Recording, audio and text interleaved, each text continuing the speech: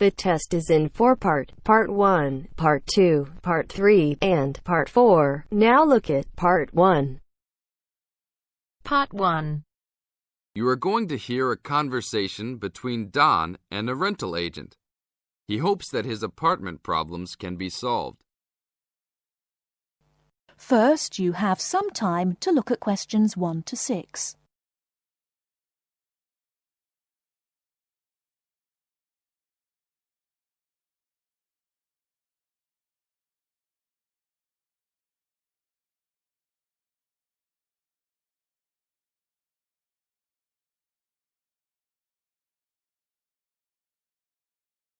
We shall begin. You should answer the questions as you listen, because you will not hear the recording a second time. Listen carefully and answer questions 1 to 6. Good morning. I am a rental agency. How can I help? Oh, hello. I'm ringing about some problems I'm having with my apartment. Yes, of course. If I can just get a few details first. What's your name? Don Chester. How do you spell that? Chester. Okay. And the address? Apartment 4, 18 Ruby Lane. Ruby Lane. And that's in Newbridge. Oh, yes, I know the one. Could I ask how long is the lease?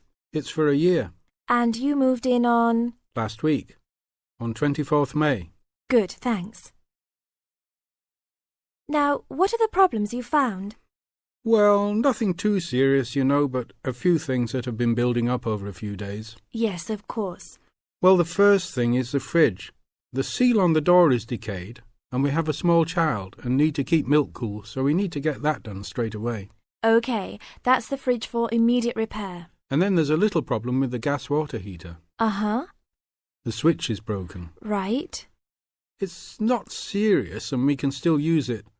But if you can send somebody over in the next couple of weeks or so, that'd be great. Okay, I've got that. Then we're worried about the front windows. Are they broken? No, but there are no blinds on them. And you know, with privacy these days. And when would you like those done? Oh, it's not really urgent. But there are only thin curtains on the windows, and people are walking past. Yes, we'll have those done for you by next week, don't worry.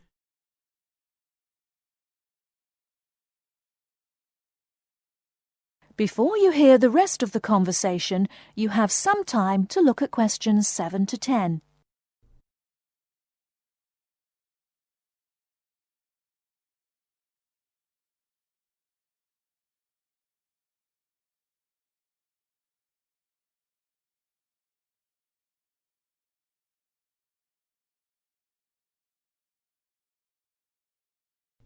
Now listen and answer questions 7 to 10. There are only thin curtains on the windows, and people are walking past. Yes, we'll have those done for you by next week, don't worry. And then there's the front door lock. It's getting quite annoying. It often jams and we sometimes have to fiddle with it for minutes before we can get in the apartment. I'd really like to get that fixed up right away. That's no problem. And then the last thing is the shower curtain. It's torn. Oh, right. We can get a new one and have it to you in the next week, if that's all right with you. Yes, that's okay. Anything else? No, that's all. Okay, fine. What we'll do now is get someone over to you this afternoon if you're home. Well, I'll be out for a short while. Okay. Tell us your preferred times. Well, the best time is about 2 o'clock. I'd have to check that with him. And if he can't get there then, what would be your second preference? Oh, any time up to 6 p.m. would be fine. Okay, I've got that. Great. Thanks very much. That's fine. Thank you for calling. Goodbye. Goodbye. That is the end of Part 1. You now have half a minute to check your answers.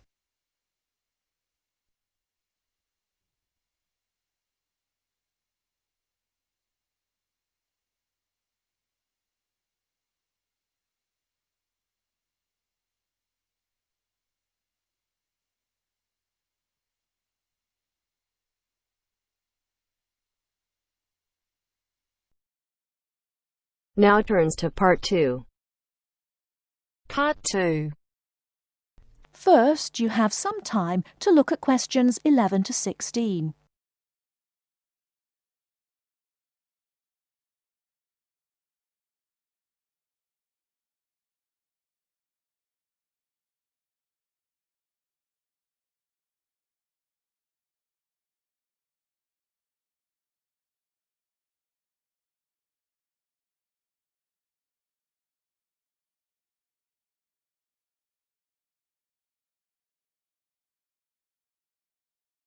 Now, listen carefully and answer questions 11 to 16.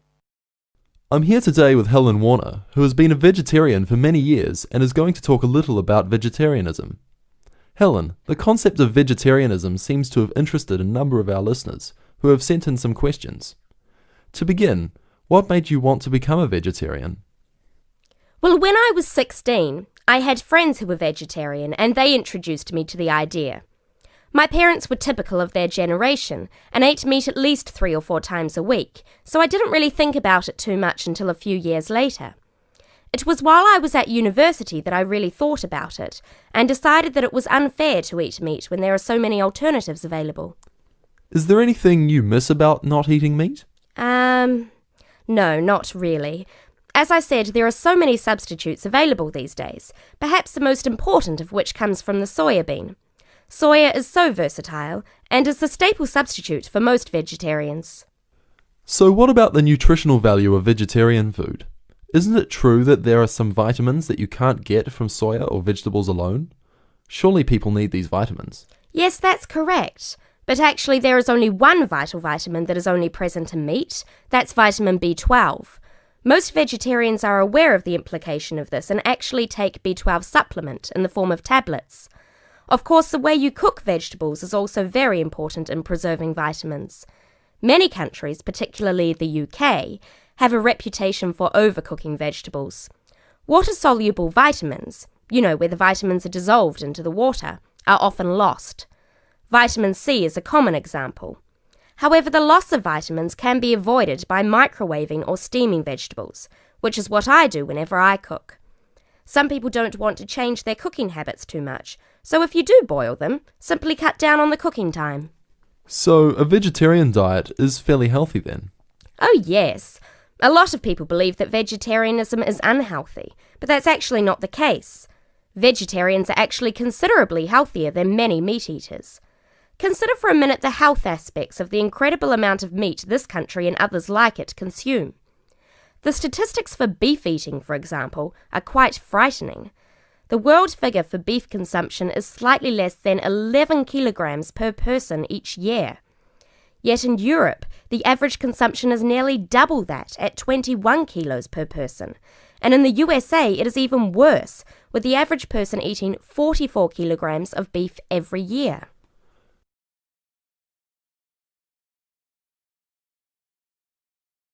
Before you hear the rest of the talk, you have some time to look at questions 17 to 20.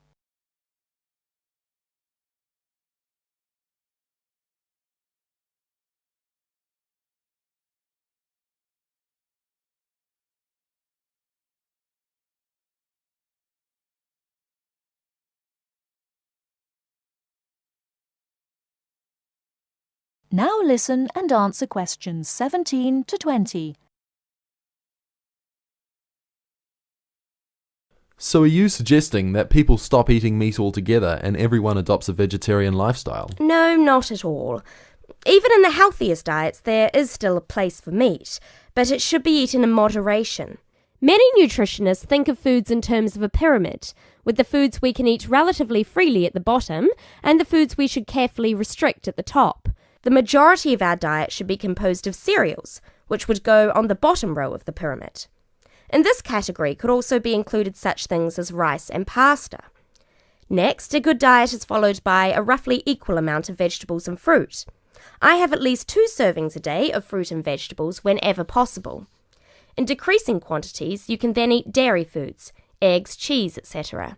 Almost at the top of the food pyramid comes fish, carefully prepared of course, not dripping in oil or batter, and white meat. Chicken, for example, is a comparatively healthy meat, but again, a lot of this comes down to preparation methods. Right at the top of the pyramid come the ingredients of far too many Western meals, red meat and potatoes. It is particularly in that area that I would suggest moderation. Well, thank you very much, Helen. I'm sure that a lot of listeners are interested in your views. How could they find out more about the health benefits of vegetarian options? Well, there are lots of websites and books on healthy eating and vegetarianism, but it is always important to remember to consult your doctor before making any radical changes to your diet or lifestyle.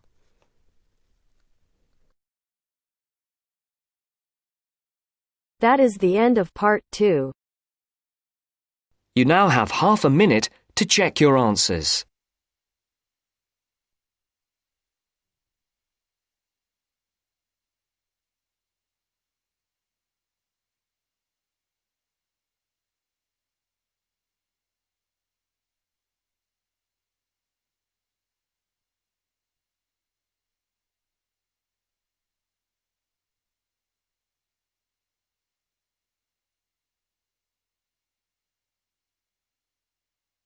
Now turns to part 3. Part 3. Now turns to part 3. Part 3. You will hear a tutor giving some business students instructions about a finance project. First, you have some time to look at questions 21 to 26.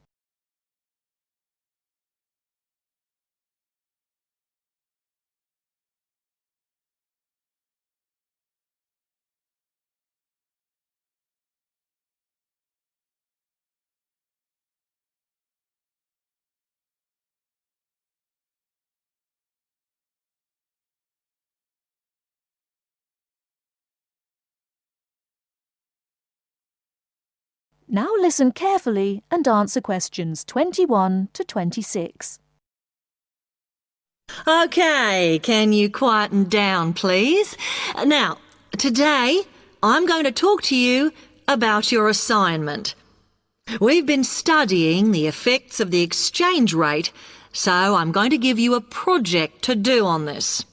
Right, can you make some notes while I'm talking? The first thing that I'd like you to do in order to prepare this is to select where you're interested in. I mean, which country, and therefore which currency you're going to be operating in. OK, now the purpose of the project is to make money, and I'm hoping some of you will make a significant amount. So, I want you to suppose that you have £100 that you will have to invest purely in the rises and falls of the exchange system. In other words, you'll be trying to predict rates. This is a project that you'll be doing together, but before you work together, you'll have to go off and research what you need to know about the economy of that country and how well it's doing or is expected to do in the near future. You could all make up a little information sheet with your notes on, clearly legible, because then I want you to get together, we can do that next week, and to go round and read about each other's countries. When you see how well or badly each country is doing, I want you to decide what your exchange rate is going to be against all the other currencies. After that is all sorted, what you're going to do is go round the other students and attempt to sell your money to the others. Remember, this will depend on the success of your country's economy and the rate you fixed for your currency. Now, you're not allowed to just swap currencies with each other, but you may wish to buy from the other countries. But you must do a proper transaction.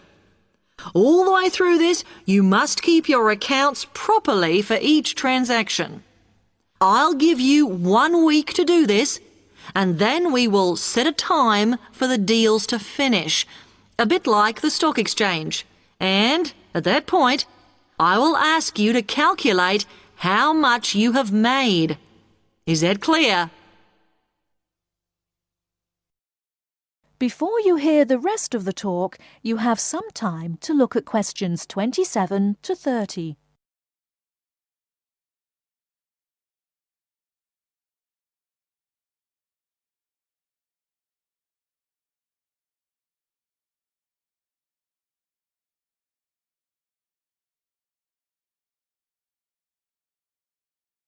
Now listen and answer questions 27 to 30. Before you begin that, there are a few things I want you to read up on to prepare. You need to look at the economies of the UK's main trading partners. I don't mean all of them, because that would be over 80, but just the 29 principal ones. There are summaries in the last 3 books on the book list I've given you. And so that you can practice applying the criteria on assessment I gave you, I'd then like you to focus just on one sector across all the countries. The most common one across every country is farming. But as much agricultural produce is for domestic consumption, I'd like you to look at manufacturing. Then I would like you to do a detailed investigation of one particular aspect. I was going to give you a choice, but I think as we've just started the course, it's better if we all look at the same thing and then we can discuss it in the seminars. So the thing I'd like you all to look at is fluctuations in import prices. Now, you need to do all that before you start the project, as it will help you assess the economies of the countries you'll be representing in the project. Don't worry, you've got plenty of time. Exam week is December the 8th. Then it's the holidays until January the 6th, so I don't need the project in till February the 5th. Is that okay? Now, any questions on this?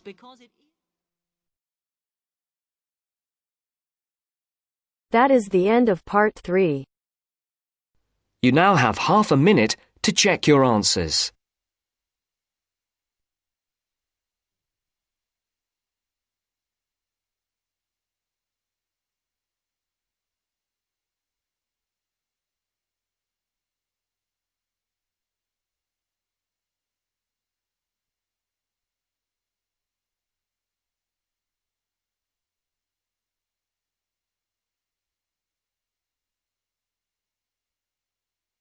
Now turns to part 4. Part 4. You will hear a student giving a presentation about some ways of dealing with the problems of urbanization and city growth. First, you have some time to look at questions 31 to 40.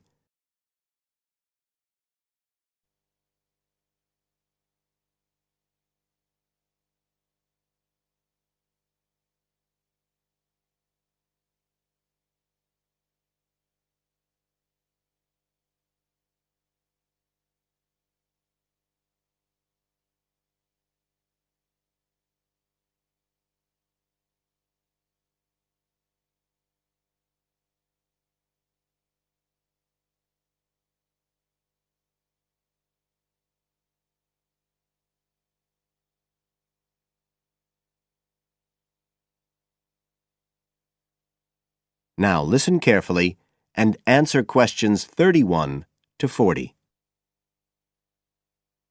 Well, Adam's just been talking about some of the problems that have resulted from the rapid growth of cities in the last 100 years. Things like housing, sanitation, crime and so on. For my presentation, I'd like to look at some examples of what cities are doing to try to solve some of these problems. As part of its Healthy City programme, the World Health Organization, the WHO, has come up with a set of criteria for a healthy city. The WHO says that, amongst other things, a healthy city must provide a clean environment which is also safe. It mustn't be dirty or dangerous for its inhabitants. As well as that, the WHO says a healthy city has got to be able to satisfy its inhabitants' basic needs. That's all its inhabitants, not just the rich ones or the ones with jobs, everyone who lives there. A third criterion, is that it's got to have health services which can be used by all the inhabitants and which they can access easily. The final point's to do with local government. The WHO says this is something that the whole community should be involved in, not just a few powerful politicians or businessmen. So, a healthy city is not just a matter of avoiding illness, that sort of healthiness. It's the way that the whole city works together for the benefit of its population.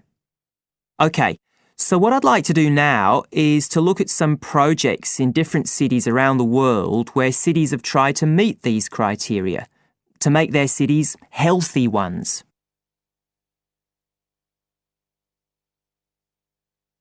Right. The first project I'm going to discuss took place in Sri Lanka, and this project was called the Community Contract System. Its aim was to improve the places where the poorest section of the population lived, the squatter settlements. Basically, the problem was lack of infrastructure, things like drains, paths, wells for water and so on. So, a program was set in place to construct this infrastructure. But what was different about it was that the residents did this, the people who actually lived there, not people from outside. And this meant that not only did the people end up with improved housing and infrastructure, but also, because they had contracts with the community, it improved their chances from an economic point of view. So that's a way the lives of people in one urban environment were improved. The next project I'd like to discuss took place in the capital city of Mali in West Africa. This project involved setting up a cooperative to try to solve the problems of sanitation in the old central quarters of the city. One of the main problems was a lack of a system for garbage collection, which meant that there were a lot of insects, and this was causing disease. And again, it's interesting to look at who was involved in dealing with this problem. In this case, the cooperative involved students who had graduated from secondary school in getting a system going. As well as that, the cooperative set up a campaign to educate the public about the importance of good sanitation through showing films and setting up discussion groups among the local people, especially women and adolescents. And the outcome was an increased environmental awareness, which led to changes in household behaviour, as well as improved living conditions. OK, the third project was in Egypt, just outside the capital, Cairo, which is a city that's grown very rapidly in the last few decades. This project was based in a women's centre in a poor area called Makatam. The aim of the project was to support girls, young women from the area from poor families. So these were women who had no education. They'd never been to school, so they were totally illiterate, and they had no chance of getting jobs.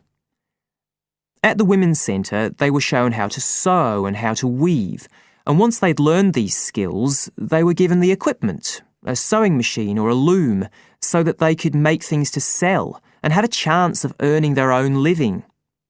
And this project has meant that these young women have greater status in the community, but as well as that, they can enjoy a better quality of life.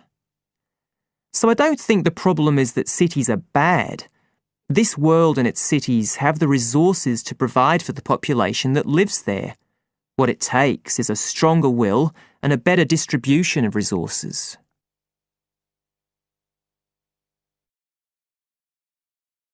That is the end of part 4. You now have half a minute to check your answers.